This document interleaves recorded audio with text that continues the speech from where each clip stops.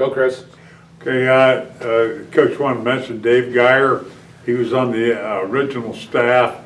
He was also at the time the head wrestling coach, and boy, he did a super job. He was one of those guys that could always tell kids exactly the way it was and never upset them or anything like that. He was great, and he was such a good talker.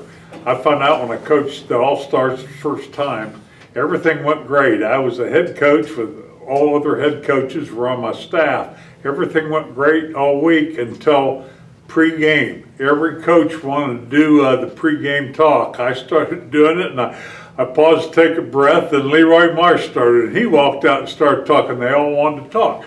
So I figured that I would do that with our staff. Every Thursday we hosted our own pep rally at the end of practice, and every coach got to speak. And it was interesting. Sometimes they spoke to their group. Sometimes the offensive coach would speak to the defense, vice versa. Sometimes they'd tell anecdotes. Well, Dave was such an emotional speaker. He was the last speaker every Thursday.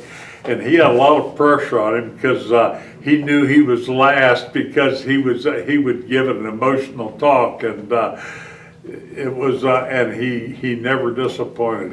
He was a great one, and very, very important member of our staff. I'll never forget, like our end of our third two-a-day, we were in the shower.